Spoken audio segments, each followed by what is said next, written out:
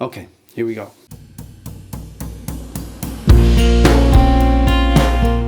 Herzlich willkommen zu der 11. Ausgabe von diesem Podcast «Ihre Brandig». Ich bin der Trummer, euer Gastgeber hier, Singer, Songwriter und Autor aus dem Berner Oberland.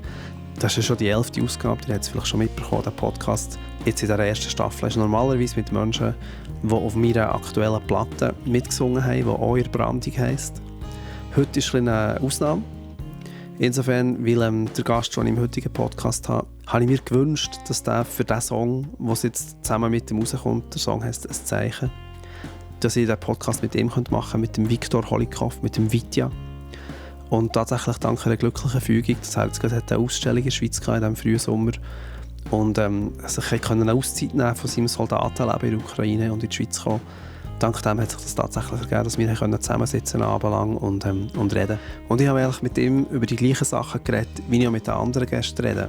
Darüber, was Heimat bedeutet, darüber, wie er sein Leben auch im Rückblick so ein bisschen aus schon fast der Mitte des Lebens vielleicht anschaut, was er für Träume hatte, was daraus ist geworden, ob Schicksal eine Bedeutung hat für ihn. So die Themen, die schon länger zuhören, in vielen von diesen Podcasts jetzt schon gehört haben. Aber es hat natürlich völlig andere Vorzeichen, mit einem Menschen über das zu reden, der in einem Krieg ist als Soldat und eigentlich von keinem Tag weiss, ob es sein letzter wird sein.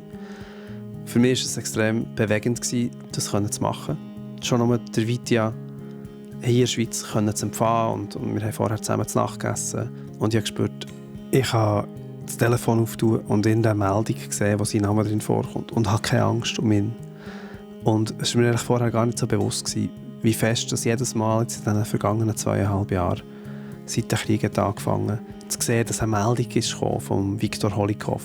Immer die Angst hat mitgeschwungen, es könnte jetzt die Meldung sein, dass ihm etwas passiert ist. Wir haben Englisch zusammen geredet und entsprechend ist das ganze Gespräch auf Englisch. Ich hoffe, ihr könnt dem folgen. Ich glaube, es ist eine Perspektive, die für uns hier in der Schweiz unvorstellbar ist. Und ich bin extrem dankbar dem Vitja, dass er so offen war und aufrichtig und erzählt hat und jetzt auch den Podcast so abgesegnet hat, dass wir das also wirklich dürfen bringen. Ich möchte an dieser Stelle auch allen danken, die bei Love from Bern mitgewirkt haben. Das ist eine total lose Versammlung von Freundinnen und Freunden, die schon seit der Krieg ausgebrochen ist, immer wieder mal mit kleinen Aktionen probiert hat, unsere gemeinsamen Freundinnen und Freunde in der Ukraine zu unterstützen. Und ich tue das sicher auch in den Links die Informationen rein, wo ihr könnt, der Vitja unterstützen und seine Anliegen unterstützen. Und natürlich seine Bilder sehen und euch mit ihm befassen, wenn euch das interessiert. Wir haben über die Freundschaft geredet zwischen Bern und Lutsk, seiner Heimatstadt in der Ukraine, über die Bedeutung von Heimat für ihn und wie sich das mit dem Krieg vielleicht auch entwickelt hat, über die unglaublich schnelle Verwandlung, die der Kriegsausbruch für ihn hat bedeutet, vom pazifistischen Künstler zum Widerstandsaktivist und schließlich Soldat, über Fatalismus, über die Kamera als ein Werkzeug der Selbstverteidigung, über seine Zeit im Schützengraben, die mit nichts vergleichbar ist, was man sonst erleben kann, über den ersten Panzerangriff, den er überlebt hat und über die Folgen von traumatischen Erfahrungen, über sein Leben vor dem Krieg und seine Hoffnungen dann zumal, über seine Berufsträume als Kind und wie der Krieg ihn vom kommerziellen Fotograf zum Künstler gemacht hat, über sein Projekt Passenger Seat, das er in Bern ausgestellt hat und wo er symbolische Momente vom Krieg dokumentiert, über sein gewachsenes Verständnis dafür, dass man sich in der Schweiz halt vieles nicht vorstellen kann, über die Verdrängung, die es in der Ukraine selber auch gibt, darüber, wie und wenn man als Soldat eingezogen wird in diesem Krieg, über ein Gebet, das ihn seine Mutter gelehrt hat und das ihn in Schützengraben begleitet hat, über die Grenzen der Sprache, wenn es darum geht, Wahrheit zu erfassen, wie er mit seiner Frau zur Entscheidung ist gekommen, mit seinem Krieg ein Kind zu bekommen und über die Zeit, die er an Krieg verliert, nicht zuletzt auch Vaterzeit. Das ist das Gespräch mit dem Viktor Holikov, mit dem Vitja. Ihr habt schon mehr von ihm gehört in diesen Podcasts, ich habe ihn schon mehr erwähnt. Und ich bin sehr, sehr dankbar, dass wir das Gespräch führen können und dass ihr das jetzt auch hören könnt. Ich wünsche euch viele spannende Gedanken und hoffe, es geht so ein bisschen auch für euch ein Fenster auf in eine Realität, die für uns, Gott sei Dank, unvorstellbar ist im Moment hier. Thank you so much for agreeing to do this. Maybe we can tell people a little bit about how long have we known each other? since 2011 or 12. Around almost 15 years. Yeah. And you came to Switzerland. You took pictures of me here first, maybe. Yeah, that was first. And then you organized a tour for me in Ukraine. Oh, that was a great experience for sure. 2013. In Kiev, I arrived in Kiev. No, I just switched trains in Kiev, but I had a day there. And then it was in Lviv. And in Lutsk. It was supposed to be more, probably, I think. There was one show in Bila Cerkva. You had it without me. But you couldn't come, but I went there by train and bus. Yeah, that was a very memorable experience as well. Like a grill bar that I played there. But it was really nice. And there were a lot of students there that I hung out with into the night. I just really enjoyed the show in Lutsk. Yes. Because it was so cozy and so kind of one big family gathered to listen to your songs. And the atmosphere was just such a special one. Yeah. And it was funny because there were actually some people who knew my Swiss-German music. No, it was about the English songs. I was mostly the English ones. Yes, but that was the stuff that Ursina from Olga's Bagage in Bern had shown to you. Okay. I always will remember the joke we had in Lviv in concert. When you asked me which song would you like me to play, and I said, please play Be Mine. Yeah. And you said it like loud, Vitya, this song is for you, Be Mine. And everyone was like... Yes, they were like, what's going on between these two? I remember these photos I made of you with a Ukrainian shirt with these ornaments. Yes. It's very special. I forgot about these photos, and today you posted them. Yeah. And I was like, oh yeah, that's very special ones. Yeah, that was part of the Heldelieder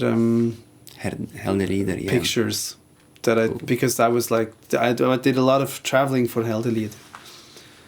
Yeah. Yeah, so that was 10 years ago, more than 10 years ago. More, because 10 years ago you've been on my wedding. Yes, that's right. 2015. With a bunch of people from Bern, we came back to Ukraine for your wedding, to Lutsk again. Yes. Yeah. And singing the songs for the wedding. Oh, that was very special. Yeah, on the rooftop. Oh, yeah. Yeah. Yes. So I always start these conversations with questions about home, and I think I figured I would just sort of talk about the same things that I talk about with all the people who are on my podcast now, but of course your situation is very different, and there's all the room it can take. But I wonder, like, I remember when I was there in 2013, we talked a lot about the different parts of the Ukraine society and the changes that were happening, and that was before Maidan, and you were coming to Western Europe a lot.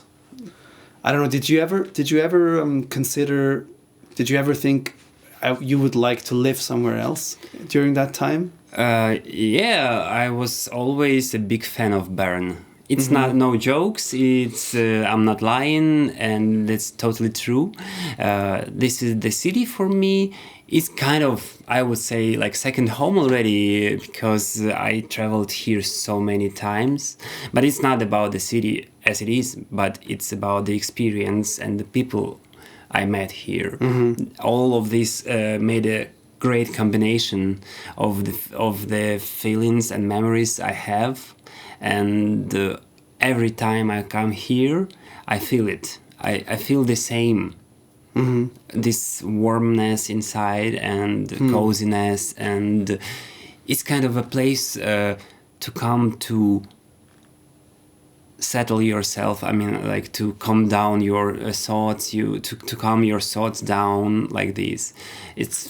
For me, it's very, very special one. And it started with YMCA camp. Yes, in yes. 2005 or 6? 6 or 7. Uh-huh.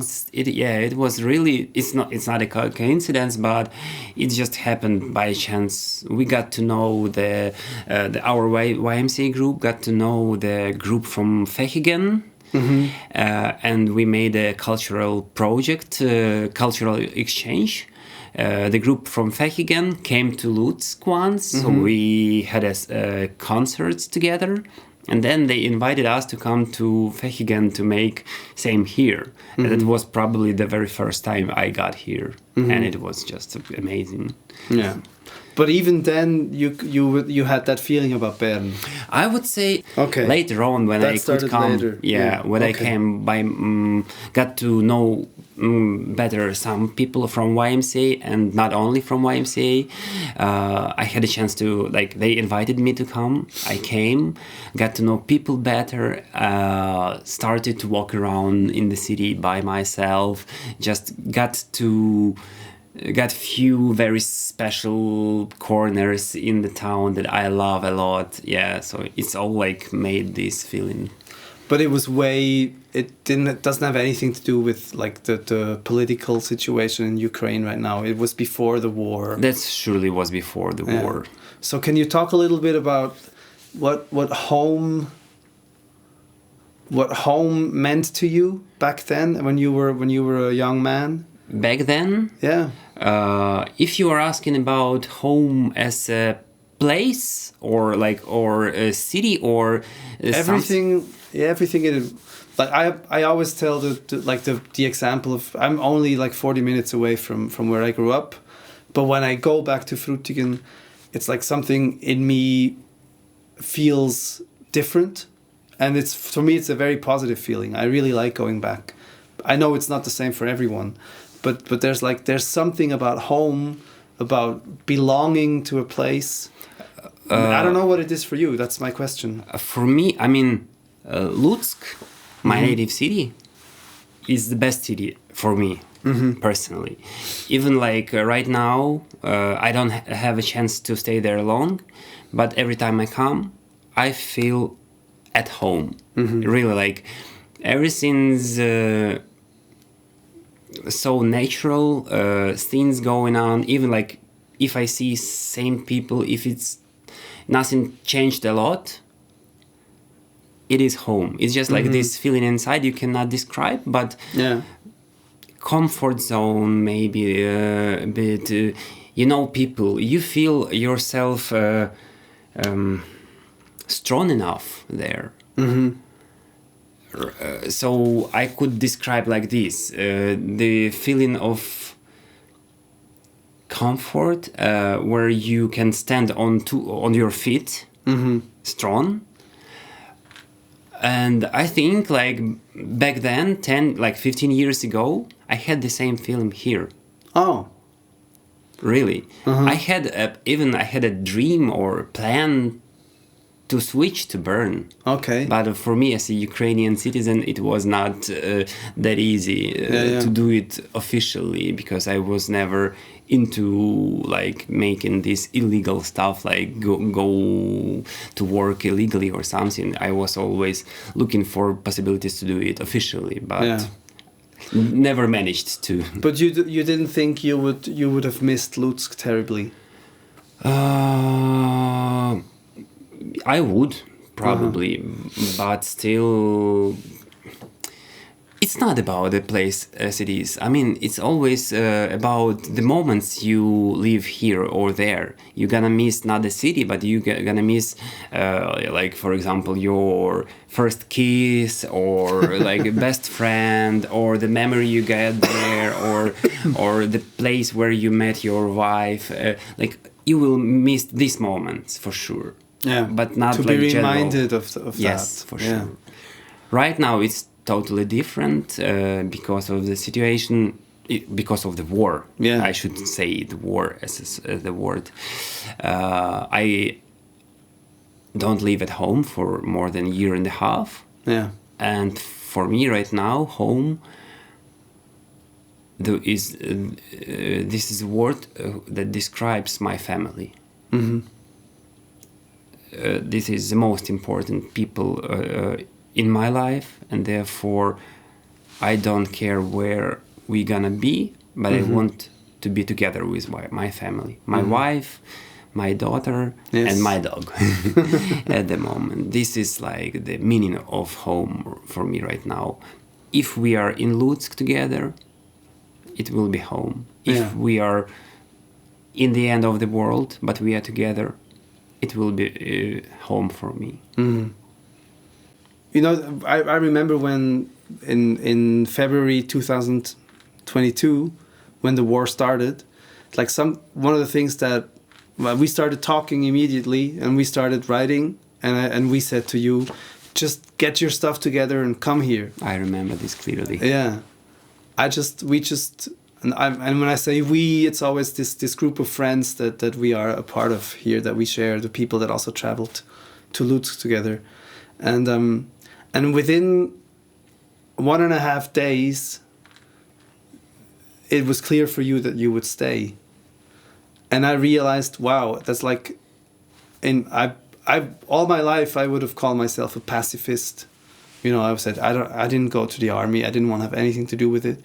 I probably voted against it every time I could in Switzerland, where we can sometimes vote on stuff like that. And then for the first time in my life, I realized, this feels different. And a friend of mine that I know looks at the world in quite a similar way, has decided within such a short period to stay and to be willing to risk his life. Actually, before really the 22nd of February, I never thought of taking the gun into my hands.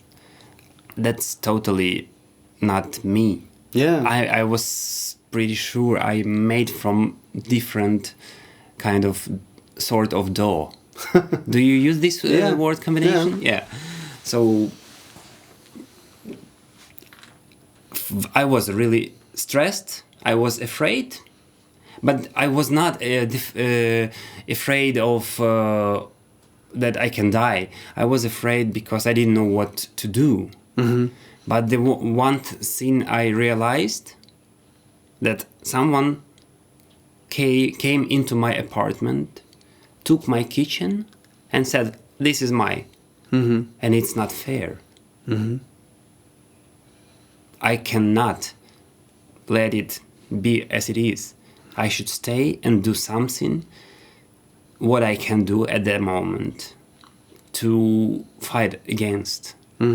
Not with a gun from the very beginning, as a volunteer for quite a long time. For a year and a half, I was volunteering because I thought there are people who can do it better than I do. I could do. Later on, being a volunteer, I went to frontline more, like few times, and I just realized that the guys who are sitting in trenches in the front line, they were bartenders, they were photographers, they were teachers yesterday. And now they are there, and they are not more special than I am, and I cannot avoid it, and I should do this as well. And therefore, in quite some time, it took me quite a long time to realize I'm ready to do it. I went to army as well. And since we were talking about home before, you said it was the experiences, also the place, but you could have imagined coming to Bern even. Did your sense of this being your country, your place, your kitchen, you said, did that change, or how did you experience that? It did change. I don't know. It's like there is someone like turned on the switch that it just felt I cannot skip it. And what can you describe what it means to you now? Your country, Ukraine. Is it about Ukraine, your country, or the people, or? It is about Ukraine. It is about my family. It is about my friends, colleagues, in army it all together. It's just the feeling that I'm on the right side. Yeah. On the bright side. I would say like this. Star Wars. Come to the dark side. I'm on the bright side for sure. Yeah. And I'm doing the right thing.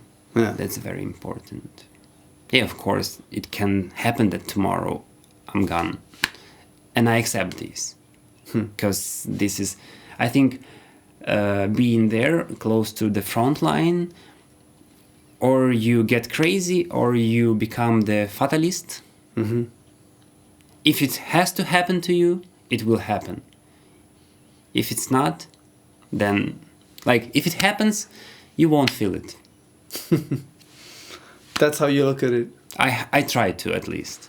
Because that's, I mean, what you just said. It could be that tomorrow I'm gone.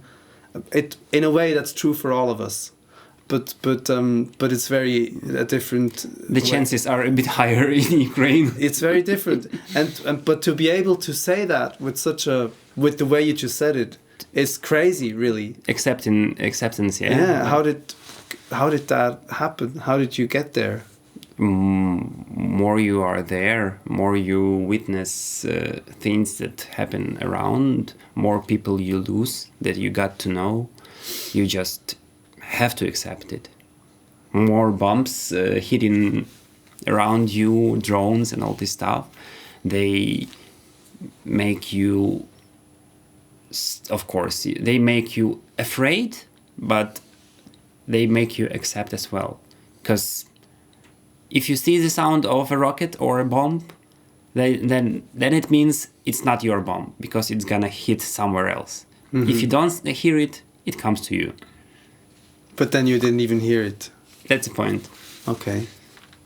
This situation now, with the awareness of it could happen almost any time, because we talked about this before we started recording. You said that even in your city in Lutsk, which is quite close to the Polish border, so very, very far, 1,000 kilometers from the front line. About as far away from the front line as you can be, almost, right? Yeah. Except there's the White Russia up there.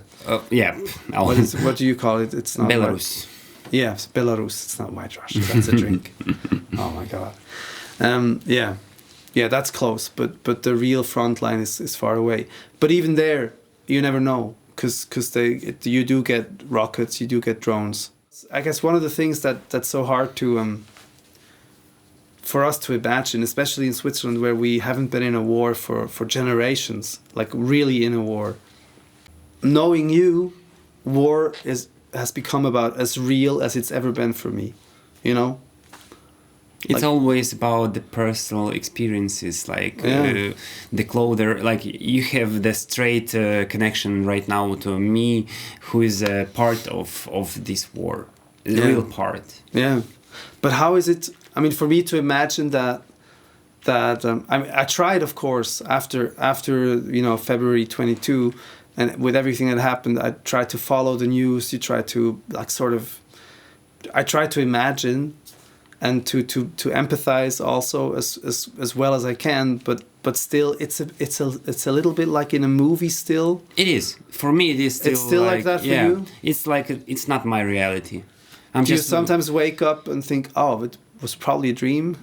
It is like really? This, really. Still, I mean, it's kind of. I had a life before this date. The full-scale war when started.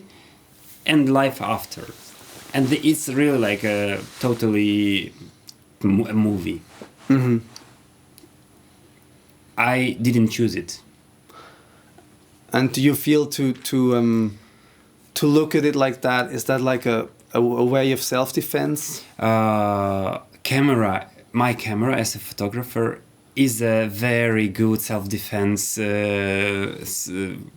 subject in my hands. A tool. Yeah, a tool. Because when you are here and there is something between danger and you, it really helps to look at the reality through the lens. That's very cool. Really, it helps a lot. Okay. I had a a moment when I was shooting the stabilization punkt, like the point of stabilization where wounded soldiers are coming for the first, like it's not the hospital, it's really on the close to front line. So if someone is wounded, they bring here, then stabilize person, and then they deliver further. And I was there, and there was a wounded guy who lost his eye. He was all in the small holes from the shrapnel. Yeah.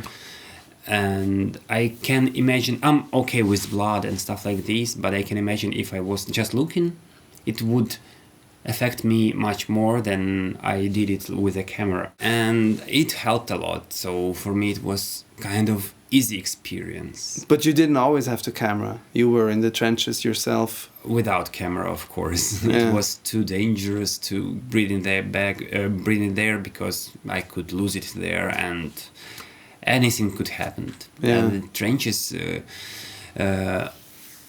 is a very special experience.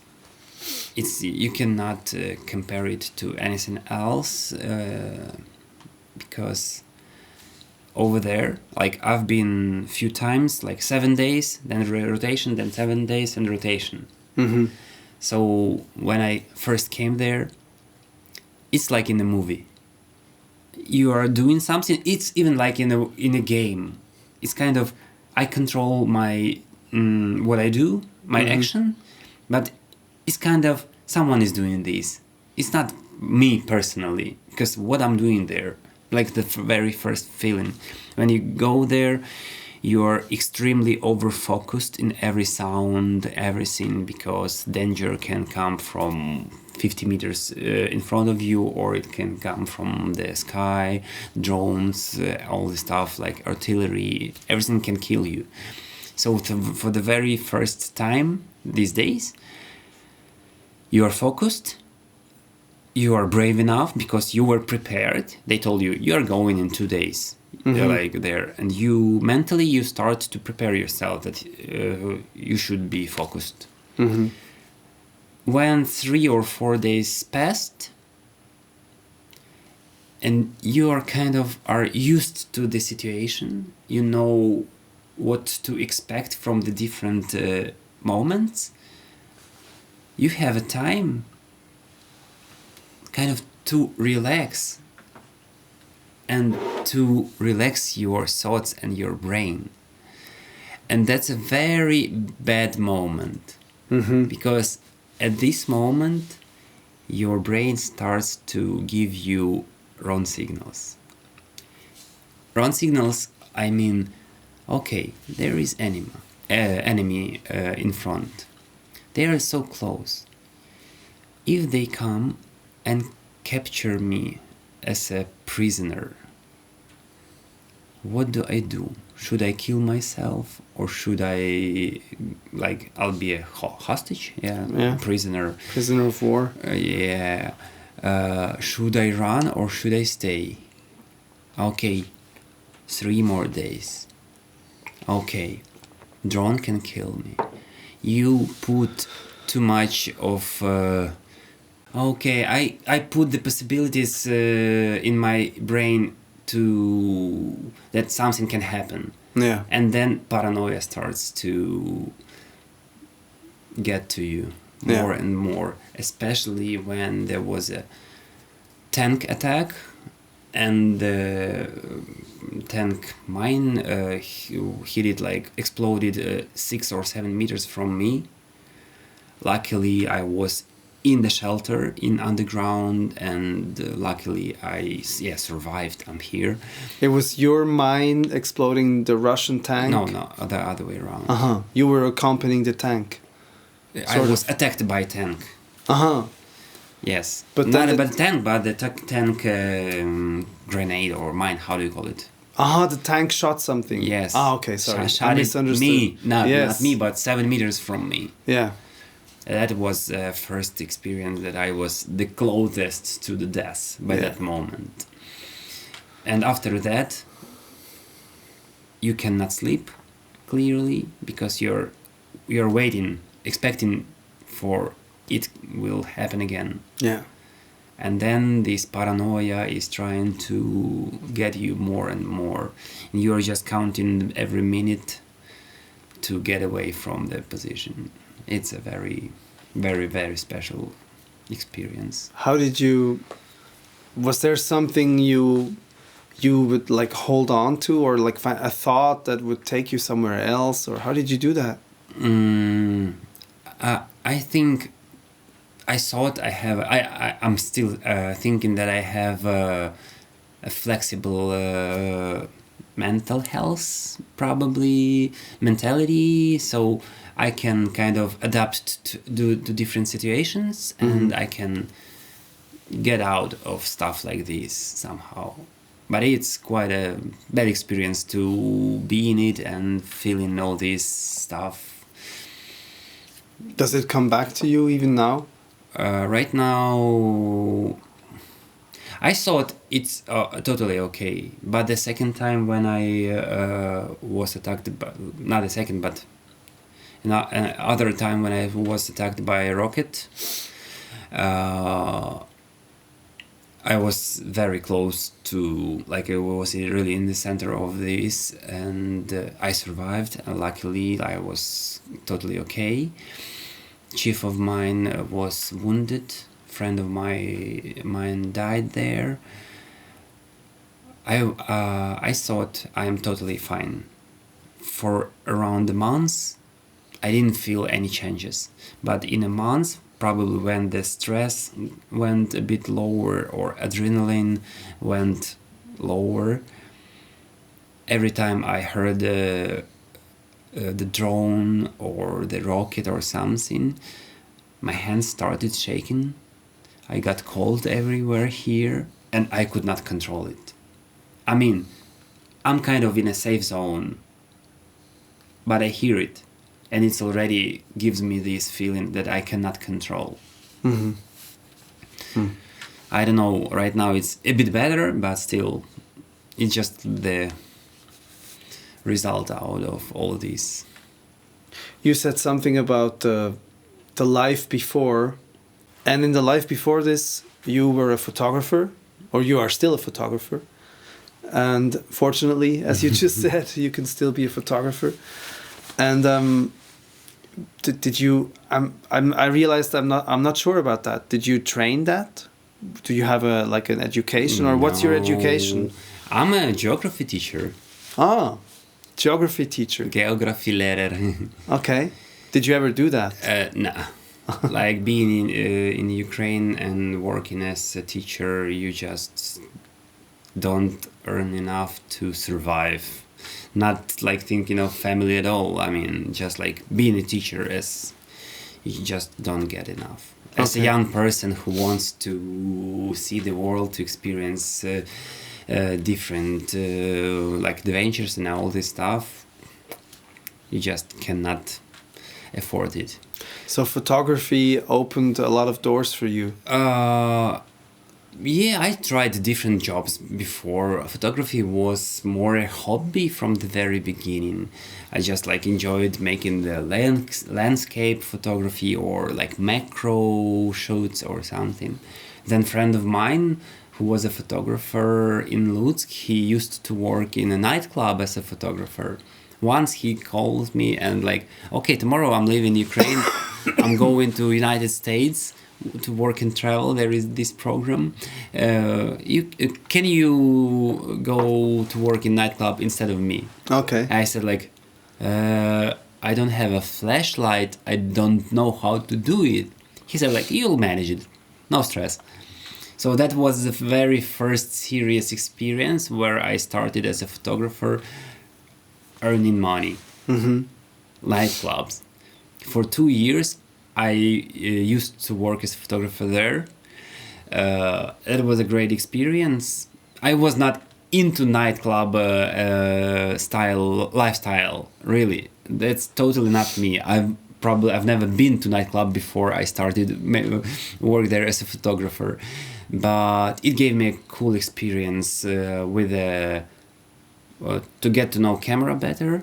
But the main is to know people and to know how to communicate with different people. that helped me a lot in future to work with people in photography. Yeah. Mm-hmm.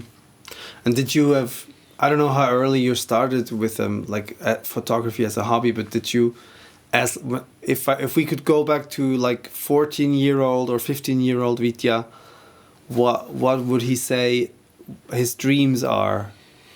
That's a very interesting and cool question. I mean, I was a very clever and very good, not a student but pupil.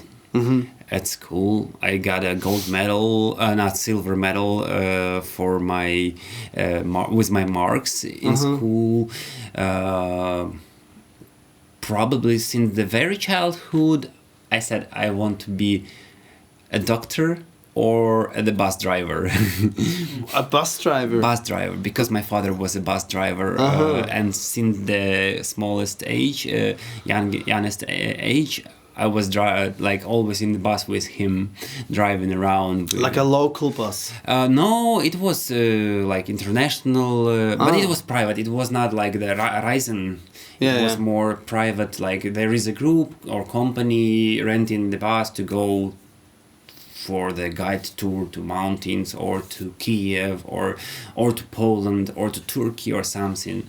So I had a chance to travel a lot with my father during my childhood. Therefore, I said, like, I want to be a bus driver. But it was maybe it was mostly the traveling then. Yes, I'm pretty sure that this passion to traveling is really from the very childhood. Being a teenager right now, for me, it's hard to remember what was my dream job or something. I was like open-minded to everything, to try to experience different kinds of jobs, or I don't know, it's not about jobs, but I didn't have one straight dream that I want to be a geography teacher or something. For me, like for a person from Ukraine, by that time, the higher education, the university was kind of you have to have it. You have to finish the university. You don't really have the system that we have in Switzerland where you do like vocational training. Do you know what that means? Vocational where training. You go to, like, I don't know, like my father was worked on the roofs. Okay. So you would, like, when you're 17, you don't go to college or gymnasium. Okay. But you go to somebody who has a license to educate. Okay. A roof worker with a license to educate. And he teaches you for like 3 years, and 1 day or 2 days a week you go to school, and then when you're finished, that's your job. That's like a license that you have. I never heard this story. I know a lot of countries don't have that, and it's so hard for me to understand. But so you don't have that in Ukraine either? Nah, it's not. Yeah. Maybe right now, but still. You could have become a photographer like that. I think like it was too early for Ukraine to be a photographer, because it's not about the trends, but still it's more, by that moment I never heard about someone who's a photographer. Yeah. It was 2002. Yeah, so it was more analog era by that moment. Digital cameras started later. They were crappy back then, yeah. Oh yeah. So you say your 15-year-old Vitya would have wanted to do anything, just as long as it's like interesting. Yeah, maybe. I did this. I was a bartender. I was a courier. I was the security guy. Like during my student years, I did totally different jobs. Even like when I finished the university as a geography teacher, I went to work in a bank. And they took me as a geographer to work in a bank. Okay. I had this experience as well. Okay. And did you have, like you told me I know you were in the YMCA, which is like a Christian youth group. So did you have like or maybe I'm starting the question the wrong way. It's something I talk about with all of my guests in some ways. Like, how do you look at your own life as a biography as well? Maybe, and if you do, maybe that means you look ahead and you think, I want my life to give me this kind of experience, because I feel like that's the kind of experience I'm here to make. You know, there's like a spiritual destiny, fate dimension to it almost, that some people are aware of. Like, I think I was always kind of aware of that. Like, it was something that I consciously reflected while I'm living. Oh, I'm living. And I'm living at this time, in this place, in this body, with these capacities that I have or don't have. And I'm trying to be aware of that and make something out of it. But I know not everybody has that. And but in my case, it meant that I was always very conscious of the biography that was happening to me while it was happening. Did you have anything like that? Or, yeah, how was that for you when you were younger? I was not the person who plans too much in future. Mm-hmm. For me, though, was always, I had some dreams, but mostly, let's see what happens tomorrow. What were the dreams? Dreams, probably traveling. Mm-hmm. I never put in the big goals to be famous or to be rich or stuff like this. I was more about the emotional part. Like, I could enjoy buying the new sneakers on second hand, and I would be the happiest person in this world.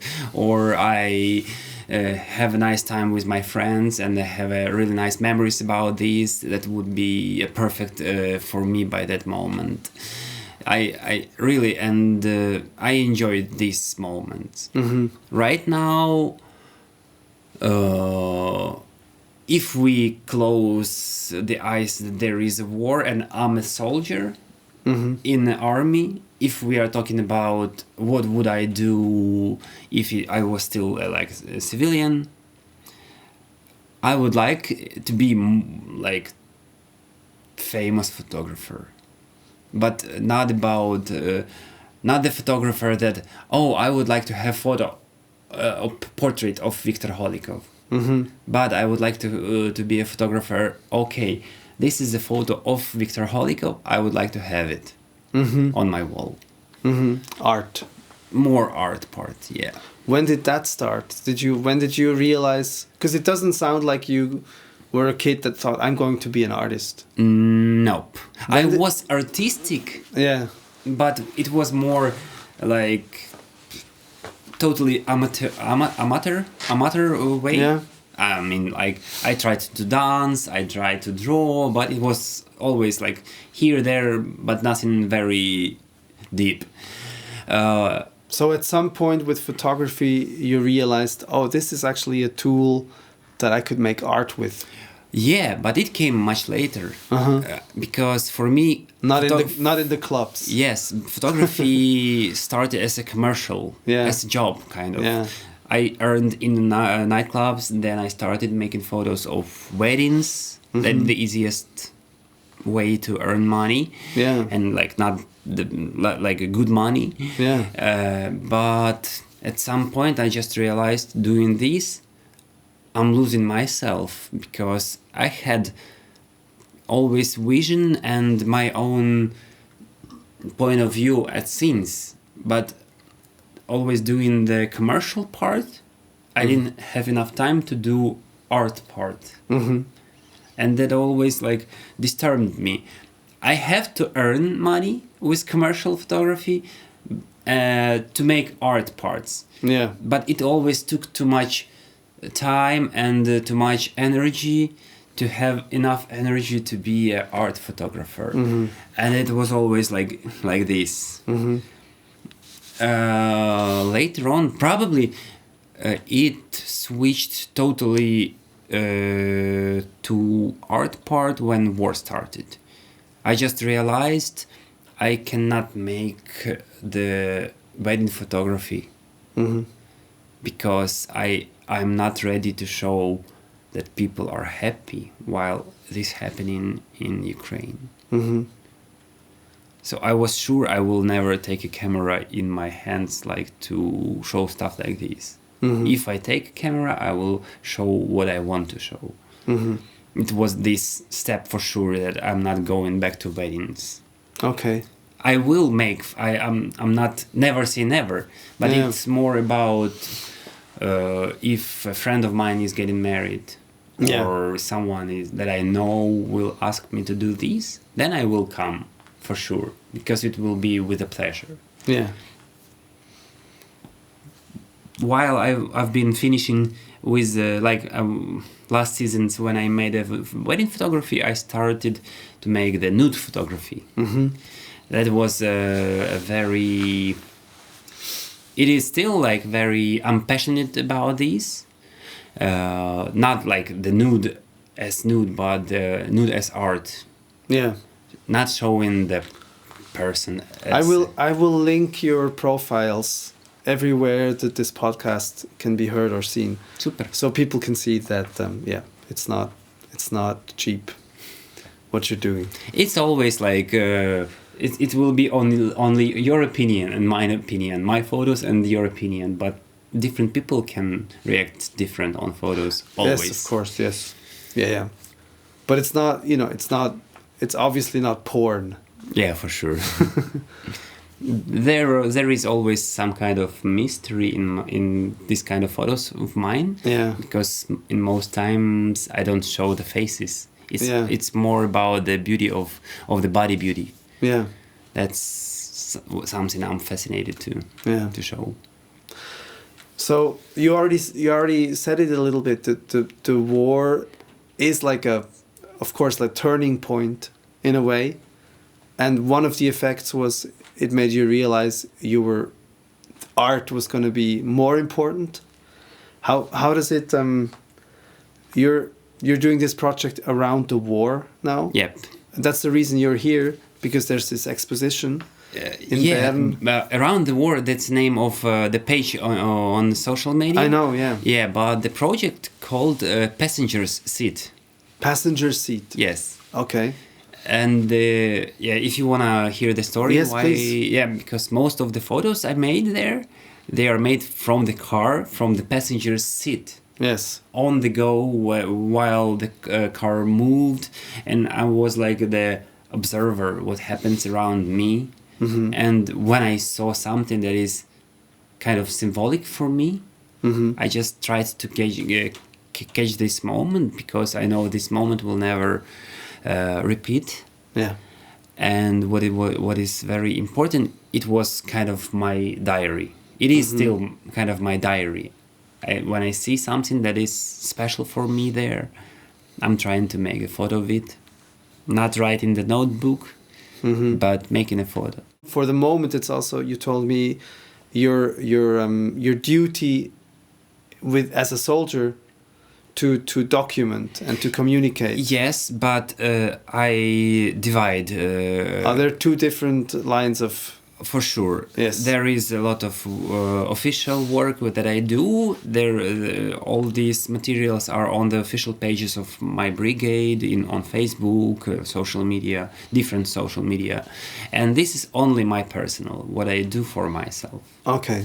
And that's what we find on the Around the War page? Yes. Okay. And that's also what the exposition consists of. Okay. Exhibition consists of mm-hmm. two parts. There are two projects in one. Mm-hmm. The first project is called Grain Portal. Mm-hmm. Grain is the wheat. And there is one grain. Yeah. Uh-huh. So Grain Portal, it's a very special name for me and very symbolic, because last autumn I was in Lutsk recovering after the surgery with my knee. Mm-hmm. And friend of mine came with the idea to make a project around. We have this special monument of a grain. Mm-hmm. In the city center. Mm-hmm. and it's totally reflective. It's all made of metal, and it's very, very like a mirror. But of course, in this shape, you have the special perspective out of it. And they said like, we would like you to work with this monument to do whatever you feel you want to do. I was like, oh yeah, I would like to try. And I had a vision how I want to do it before. Then I came to this monument, and I started like, it's not a monument, it's a sculpture, or I don't know, piece of art. It is a piece of art. I was like, okay, it doesn't work as I expected, but it works much better in other way. So for me, I have pictures out of there. It's like a portal to another world, because things I saw there, they are very like unreal and look very mysteriously, depressively from other world. Really, you didn't see them yet. No, I think you'll enjoy a lot. Okay. So for me, this part is kind of my experience of a soldier, but being in civil city, making the photos of how I see the world around. It's a bit dark. Sometimes some maybe could say, okay, he needs a doctor, psychologist at least for sure. But it's very special, and this is kind of a part of this project that moves into my war diary. We were talking with Ursina and others who are responsible for the exhibition here. They said like it would be nice to show both, like a more civil part, special civil part, and more around the war part. Because if there are different people coming, we would like to show different experiences for them. So it's also not your scale as an kind artist. of diversity. Diversity. Yes. And it's also very important to. It's not important, but still, we are in Switzerland.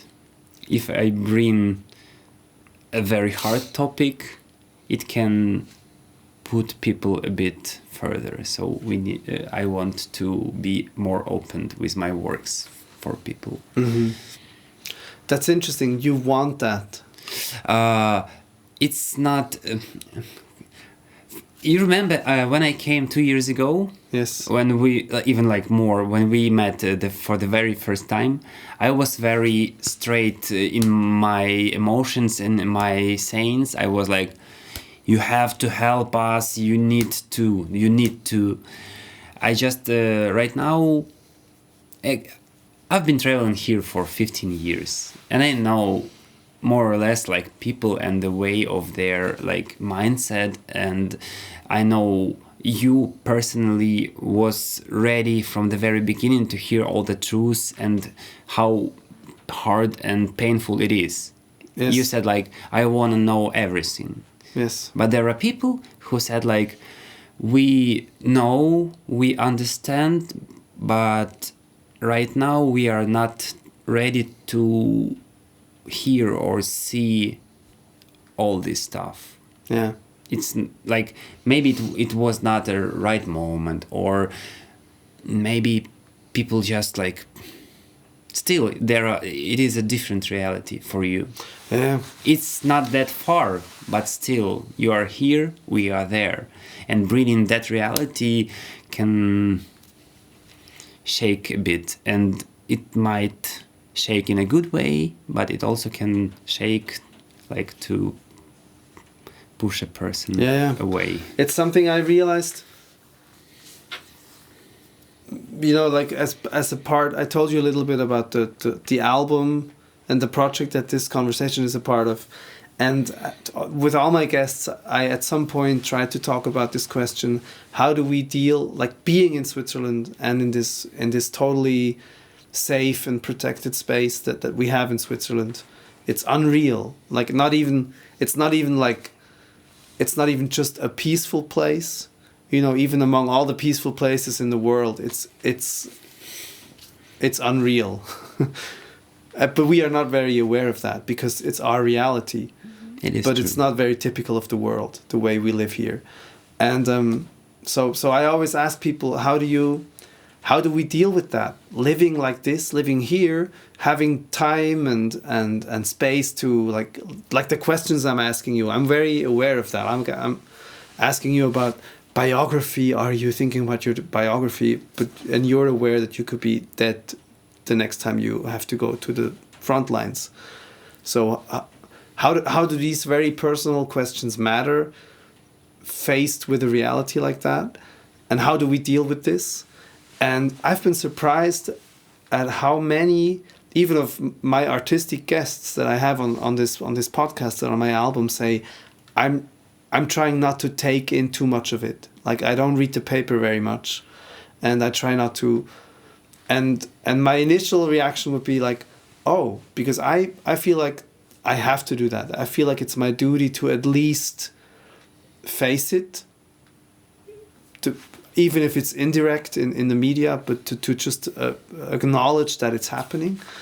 But then the answer that I got that kind of that surprised me and convinced me, and I realized, oh, it's not just ignorance or trying to escape. It's that they said, I can't handle being so powerless. I can't. It's like it's not about not wanting to know. It's about wanting to put energy into fields of life where you can make a difference. And so many of the things that we read in the papers, of course, we just can't make a difference. Like, we can send money, we can, I don't know, post something on social media, which feels like virtue signaling sometimes, and it's ambivalent. Every small step is a step.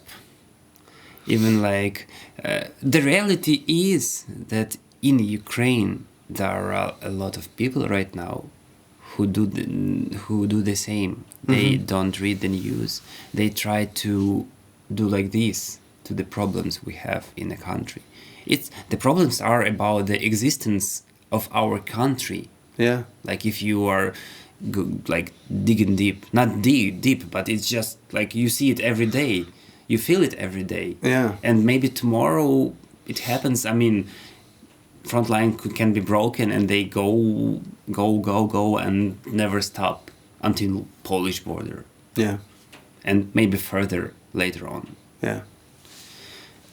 And people just like live their best lives. Like, nothing happens. I have a friends which I come and say, yeah, yesterday there was a rocket that could kill me. And he said, like, oh, nice flowers. Oh, there is a sun. Switching the topic like this. Because I want to share my experience that hurts or disturbs me at this moment. And I come to a person and say, I need to share with you because it's something that I care about right now. Yeah. And the person can be, okay, I hear you, but no. Yeah. There is like the wall. And people, like, in this situation, the war is getting stronger and we are kind of losing it right now. We are in very tough position. And people, I'm talking about mostly about men right now, they trying to avoid it. You had 3.5 years right now to prepare yourself. To go to learn tactical medicine, how to handle with gun, how to orientate in the forest or landscapes. You could do it online. You could do it at least for yourself. So are you mad at those people?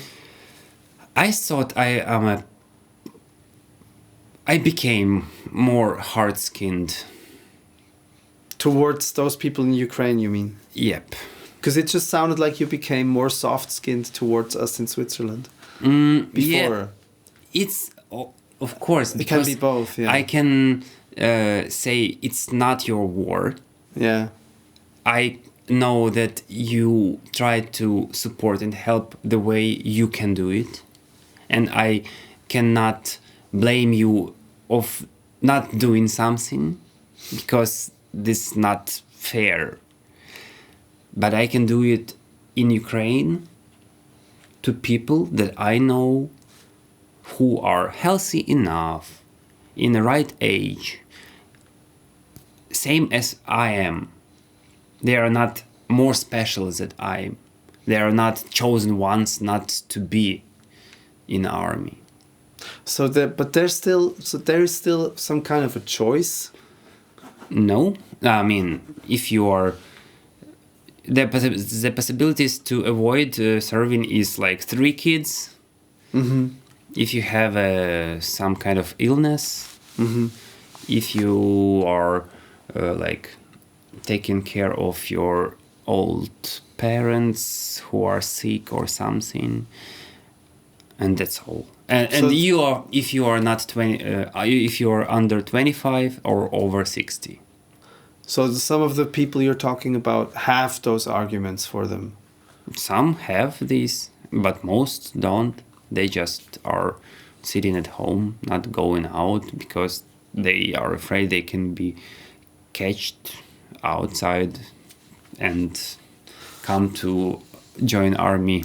So there's not like forced to do it. because in Switzerland, maybe it's not like that in Ukraine. In Switzerland, I think our government knows where we are. I can't imagine being able to hide in Switzerland, for a long time. Why not to? Well, because there's like a central registry where they know my age, they know my address. Okay. And I can go hide in someplace else, but that's like, it's really like hiding then. Yes. That's what they do. Yep. Oh, okay. Wow. Yeah, yeah. Yeah. But they don't leave the country because that would be very dangerous for them. They are not allowed to. Yeah, but they're also not allowed to hide, I guess. I mean, you can walk around until yeah, okay, the official part. I am right age, healthy enough. During the wartime, you go and registrate yourself in the special place like this, military center. Mm-hmm. You bring your documents and let's say like, this is me. You go home. That's a normal system. Mm-hmm. And you wait until they call and say, okay, now it's your time to serve. Yeah. A lot of people did this and they are in army. Yeah. As me. Yeah. I got this invitation and I went to army. Yeah. But very big amount of people didn't registrate. Mm-hmm. Of course, they are in the base. They are right now like kind of breaking the law because with the constitution, when war starts, men have to go to army to protect your country. They have to go and register at least. At least. Yeah. Yeah. It doesn't mean that you go very next day. Yeah. Maybe it comes in half year or never. Yeah.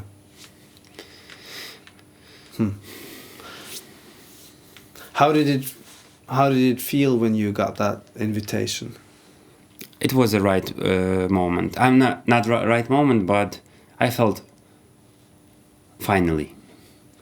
Okay. I was afraid to go on my own. Mm-hmm. I was ready, but I was afraid. Mm-hmm. And when I got it, it was spontaneously because it's not the invitation that comes to your post box. Mm-hmm. You can meet a person outside in the street and he says like, okay, your documents, and you show, and okay, you are not in army. No, here is your invitation. He writes it like directly next to you, and you go with this already to. So that's what happened to you in the yes. street. It was on my way to visit. I was about to visit my mom in the village. On my way, they stopped me, and I was, thank you. I'm ready, and I just went. I didn't go to the this military center in Lutsk. I went directly to the front line to register there. Why? Because I knew that in this brigade where I'm right now, they were waiting for me. I got to know these people before, and they said like, whenever you're ready, come join us.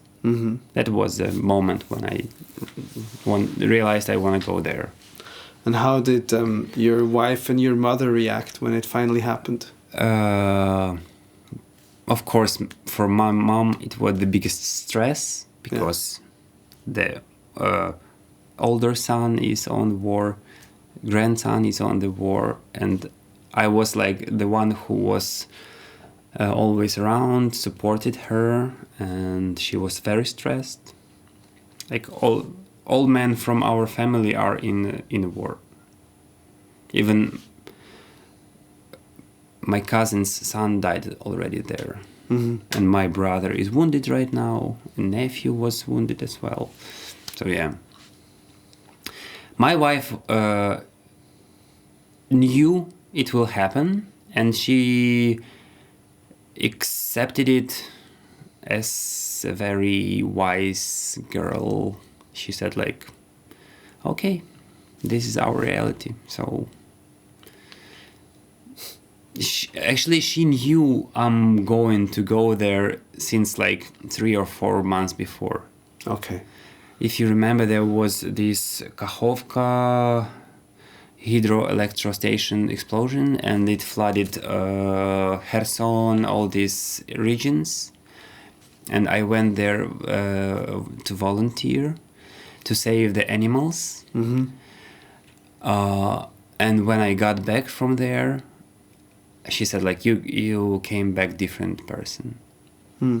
She said like, I know what's your planning? What's your plan? I was like, no. But inside I was already, it was like one-way ticket to army and nothing else.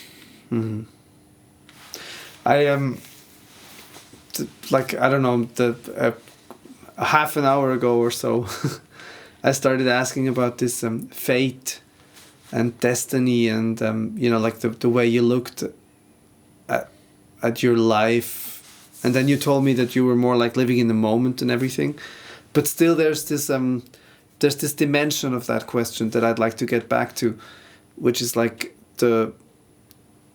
because I know that you were in the YMCA, but I don't think we ever really openly talked about what you believe, and I wonder about that, and I think in any belief system, be it religious or spiritual or atheist or whatever, if you have any kind of consciousness of being alive, of having a soul life, a spiritual life, which I know that you have.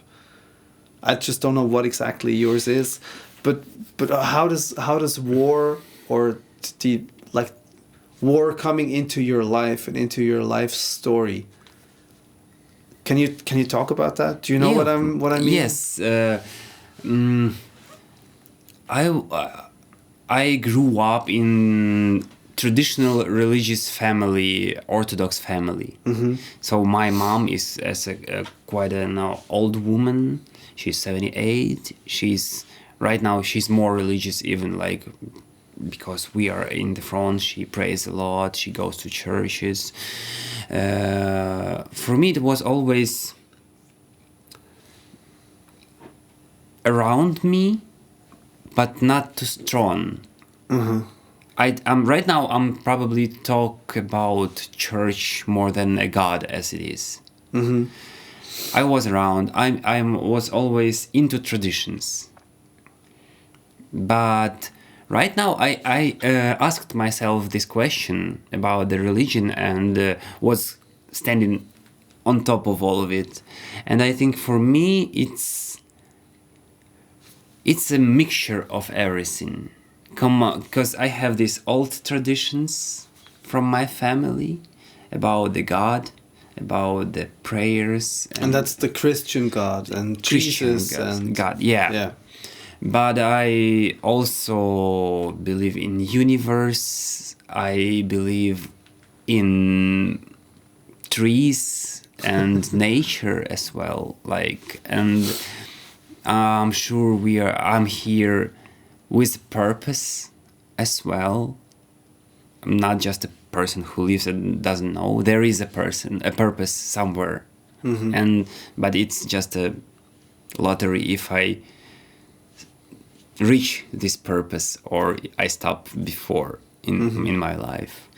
And yeah, when I was in trenches, when it was quite dangerous, I prayed to Christian God. And how did that feel? If it helped or not, or I guess. I mean, my mother gave me one short but very special prayer. It's easy one, just a saying, a phrase that I repeat often, and that helps. I don't even pronounce it in my head, but I do it often. When I start a long trip or I go somewhere where it's dangerous or something, I say it. It doesn't take too much time, but it's already a small habit. Yeah. Also, sometimes I use this "Dear Lord," how do you call it? Unser Vater, the Yeah. Christian prayer. Yes. Yeah, Unser Vater. Sometimes I use it as well. But also I think of circumstances that happen around that I cannot react on. They happen because they have to happen. And it's also some kind of power or energy that is around, that it's stronger than I am and my wishes or willings. Does that make you feel like it's okay? Yeah, of course. It does? Yeah. I'm really into everything. I'm trying to be open to any kind of energies or something that can be around. But what I meant was also, you said people who are in the trenches can also become fatal, fatalistic. Yeah, of Not course. fatal, fatalistic. Yes. It sounded like you didn't think of yourself as fatalistic, but at the same time I started to. Okay. But you cannot be the only person like this at this or this moment, because you don't know how you will react to stress or something. Generally, you just realize if it happens, you cannot change it. Yes. Generally. But steps to this, of course, they can be you can do this or that, and you don't know if you did it by your own purpose or something or someone helped you to do this. So therefore I told that my beliefs are the mixture of everything. And that also makes you feel like whatever happens is okay also. Yeah. Does your wife share that belief? I would like to say so. Uh-huh. My wife is less into Christian part of this, but yeah, she believes in energies and stuff like this around, for sure. Yeah. That there is something or someone around that helps us to. And you think it also gives her comfort to have that? Yeah, for sure. I mean, it's not something you lay on, like lean on. Yeah. It's not something you lean on, but there is like just some background that a consciousness. Yeah. Okay. But it sounds to me like you're not intellectualizing that very much. I'm not trying to. I mean, it's something about the emotions and feeling inside, and therefore I cannot put it into the correct words to describe exactly the one thing, because it's like really a mixture of small moments that build all my feelings inside about this. Yeah. That there is like a spiritual truth that you don't need to put a name to. Yep. Yeah, I see. Okay, wondering about the question of God and around destiny and all this, but I would like to hear your story. My story? Yeah.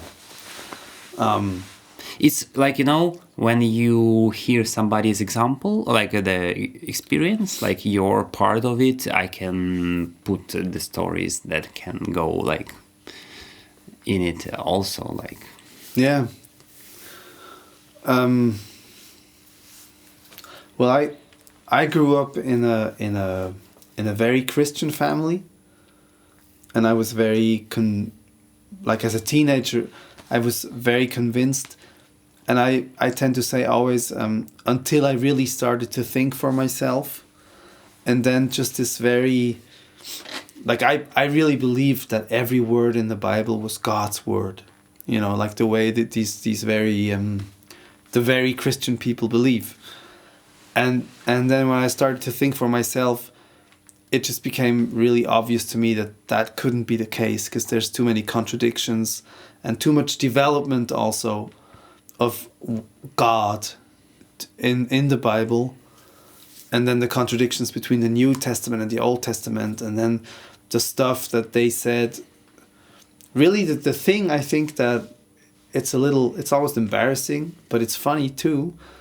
The thing that cracked that part of my faith was not having sex before being married. Because I was like 15, 16, and we were all really horny, as you are at that age. And I thought, how can God expect me to wait until I'm like 25? And then I realized, when the culture that the Bible was written in and for, people got married when they were like 13, 14. So it made sense.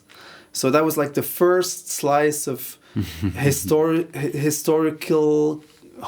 history critical reading of the Bible, saying the Bible has a historical context, and that's like the first crack. No one adapted this Bible to modern times. Yeah, obviously, if I need this kind of explanation for this one subject that matters so much to me as a horny teenager, then there are probably other things to sort of put in perspective. And so I started doing that, and that's where I lost that kind of faith. Yeah, like the very first question for me was about the Bible. How did we appear if there is only two person in the very beginning? That's another one, yeah. And genetics doesn't work this way. And I guess then for a while I was like just trying to get away from that and sort of getting to know other religions. For some reason, I thought that maybe other religions were better, or smarter or more true.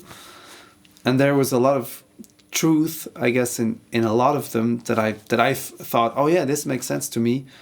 But then they all have the same problem in the end, that they are very attached to a culture. And they are also very attached to a language. And translation is always a problem. So you realize words, there may be truth in the experiences that created the religions, but words are just not good enough to capture it. Words always fall short of truth.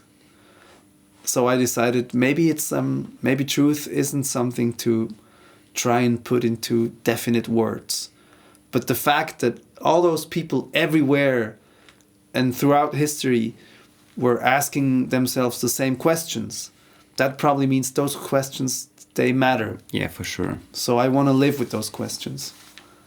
And I'm always interested in answers, but I'm not looking for the right answer, because I don't think it's possible to put the right answer into words. You will never find the right words for this. Yeah. What really disturbs me about the religion in Ukraine mostly is it is about the church. It's very Catholic. Orthodox. Orthodox, yes. Yeah. Like most of Ukraine are Orthodox Christians. And for Orthodox Christians, church as a building and the priest in there is very important. It's holy, right? Yes. Yeah. But how can you frame a God?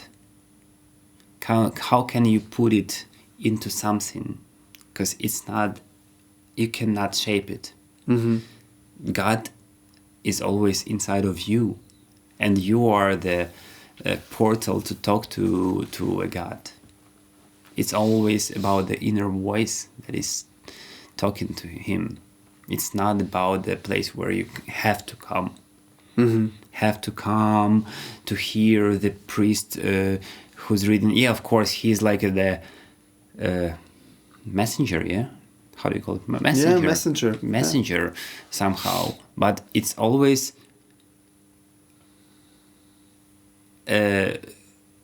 his own perspective of a Bible or God word. Yeah. And you will never feel the right. You will feel his experience of it. Yeah. And therefore, it's not wrong that people believe in this and they are used to these traditions, but these traditions are not mine that much. Mm-hmm. And therefore, like in a week or like in 2 weeks, we are making the baptism of our daughter. Yes. And we are making it at home, not in the church. Okay. But the priest will be the same that was in my wedding in the church where you've been. Okay. So you do want the priest, but you don't want the surroundings. It's like both ways. One hand, we were thinking that we don't want to choose religion for our daughter. Mm-hmm. Because when she grow up, she can choose by herself. Mm-hmm. The other hand, it's kind of you say thank you to traditions of your families, of your generations. You honor them. Yeah, for sure. And again, I don't know if tomorrow I'm still alive. Mm-hmm. And therefore, I want to witness it right now. Yeah.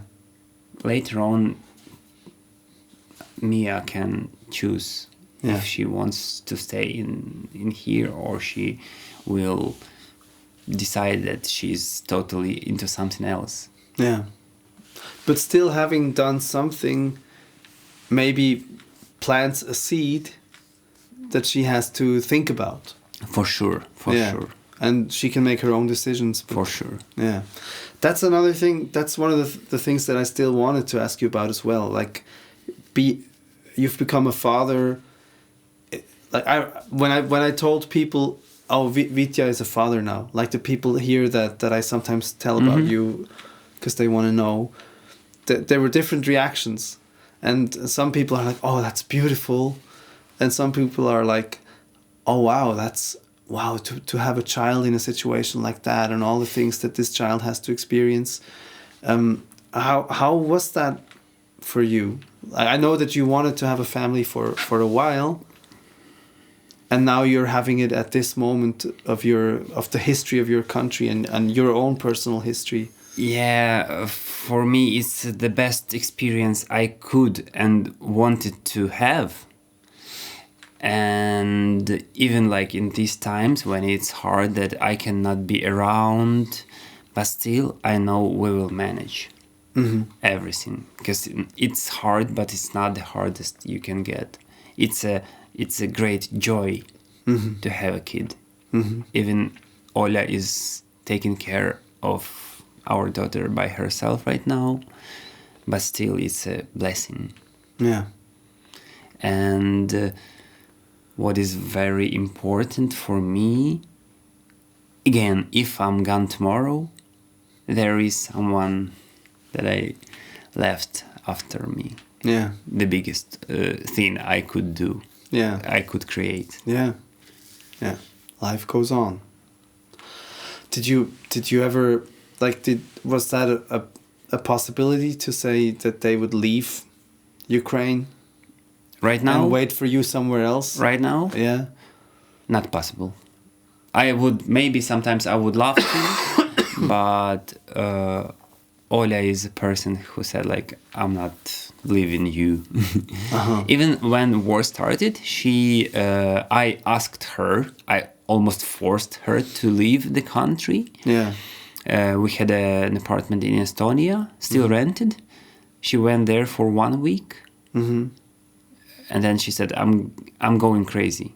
I cannot sit in these walls reading the news and doing nothing. I said, like, come on, it's not, no one knows what happens here next day. Please stay there. She said, okay. She flew to her mother to Italy for 1 week more. In 2 weeks, she said, I'm going back. I cannot be there. I would like to be next to you in Ukraine, even if it's dangerous, but I want to be like useful, do something, volunteering as well, but be here. And she got back. And right now it's totally, I'm pretty sure it's still same, because at least our city is more or less safe zone. And yeah, for me, the hardest moment right now is losing the time. Yes, not being with your daughter while she is at this age with so many changes. It's like, it's about the daughter, about the family, and about my life, because life is short, and the older you get, time flies much faster. I think you realized this as well. For me, like, personally. I know a lot of people feel like that. I don't necessarily feel like that personally, but I know that a lot of people do.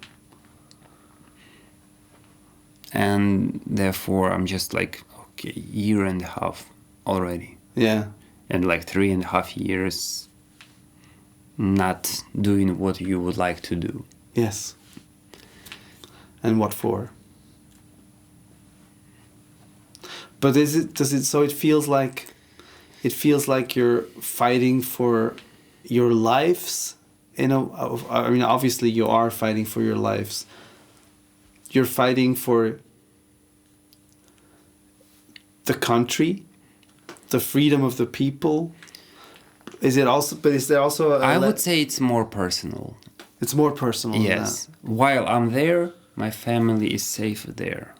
Yes. That's like the main purpose. Do you mean you being at the front lines means Western Ukraine is safer? It's not about the Western Ukraine, but enemy is not there. Yeah. I mean, enemy is not in Kiev, enemy is not in Dnipro. Like me personally, I'm talking about my family in Lutsk. Friend of mine who's from Kharkiv, he's talking like, I'm here, so the enemy is not in Kharkiv right now. Yeah. Yeah. This is about this. And my family can live kind of normal life there. Yeah. But do you have this song already recorded? Yes. I would love to hear it. Yes. It was supposed to be before we started the interview, no? Yeah, but you got me the meaning of the song. Yeah. I will play it for you. Soll ich die Geschichte erzählen mit den Elfen drin? Würde ein paar Minuten dauern. Immerhin ein paar Minuten Frieden. Oder soll ich Lieder singen, die um nichts mehr gehen? Deine Lieblingslieder, die dich nicht mehr verstehen. Lieder aus der Welt vorher. Ist ein Zeichen gekommen? Glaub, sie suchen schon. Gestern in der Küche habe ich die Vase gefüllt. Du hast vor dem Fenster aus im Garten gespielt. Ich hab Blumen auf ein Sims gestellt. Du fragst mich, ob der Baum mit dem Büsi noch steht. Bitte frag mich nicht auch noch nach Gerechtigkeit. Ich streiche Blut und Staub aus deinen Haaren.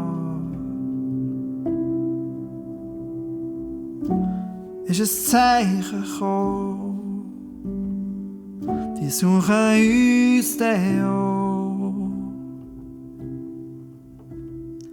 Papi, es ist dunkel hier. Liebe, wir haben halt kein Licht mehr.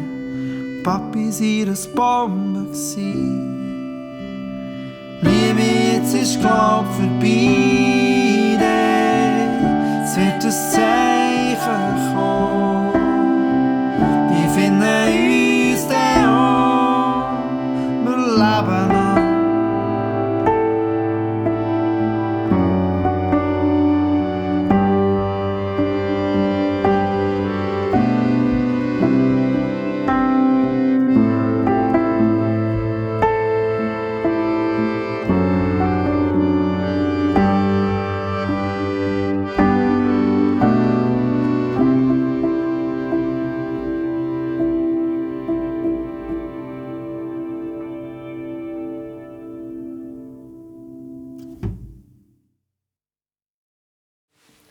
I just hope we are going to we are going to do part 2 of this when it's all over, and then we'll talk about, because the way this a world event like that just turns your life upside down. I think that's something that's really hard for us to understand, and as I said before, knowing you. I mean, I know about life events like losing somebody or somebody moving away, but comparably small or natural life events. But war seems to be such an unnatural life, Yeah. So I hopefully we'll get a chance to also talk about how you come back from that. And how back into I hope whatever normal is after this. I hope I will come back safe, like with all the legs and arms, and with a normal mental health. Yeah, that is very important as well. Yeah, I'm glad you seem to recover somewhat from the stuff that you've experienced already. Hopefully that's stable.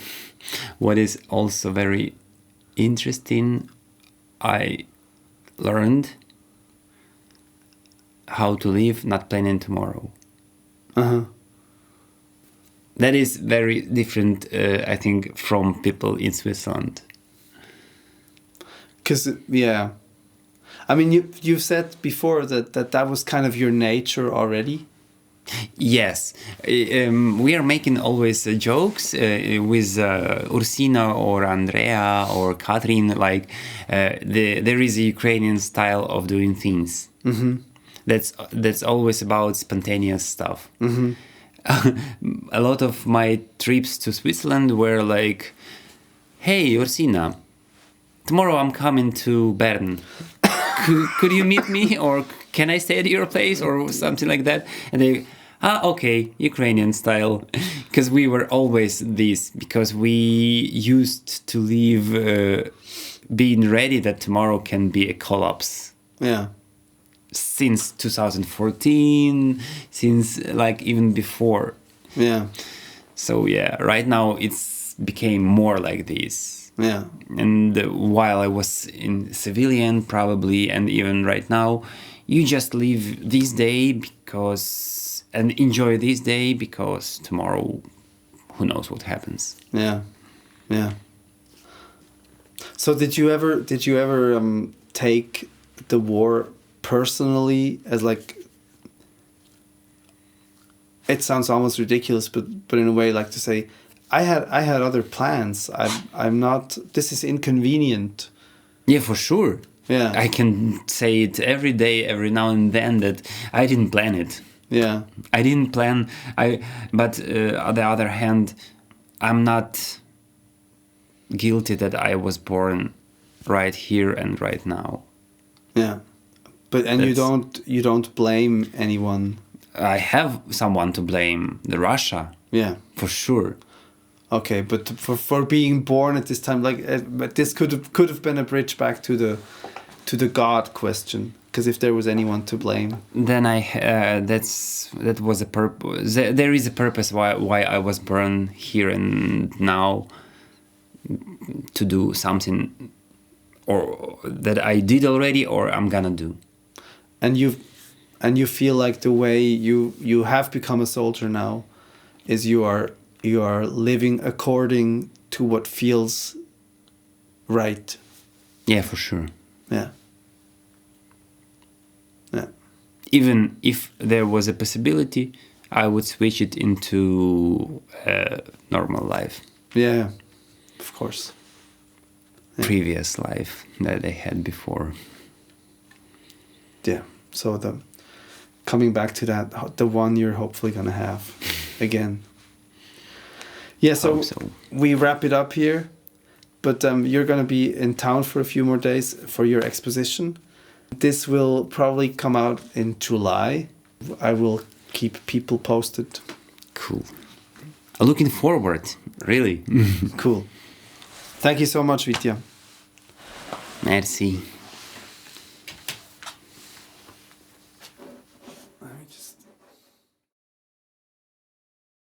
Das war mein Gespräch mit dem Viktor Holikov, dem Vitya, unserem lieben Freund in der Ukraine, wo wir jeden Tag in unserem Gebet haben.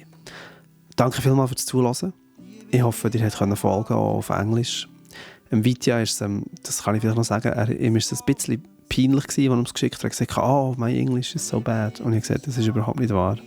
Ich wünschte zwar, ich könnte dich mal so eloquent hören, wie du sicher in deiner Muttersprache reden würdest, aber ich bin immer wieder beeindruckt, wie toll dass er sich ausdrücken kann, sogar auf Englisch. Und für die von euch, die vielleicht noch nie in diesem Teil von Europa waren, es ist auch in Vityas Generation überhaupt nicht selbstverständlich, dass die jungen Menschen dort überhaupt Englisch können. Von dem her, genau. In 2 Wochen geht es weiter, wieder mit der reguläreren Ausgabe, dann mit dem Hendrix Ackle und unserem gemeinsamen Song «Junge Double». Und ich freue mich sehr, wenn ihr dort auch wieder reinhört und wenn ihr vielleicht noch in ein paar von den anderen Podcasts reinhört, die da schon online sind, falls das jetzt euer erstes war oder einer von euren ersten. Merci vielmals und bis dann. Habt's gut. Ciao.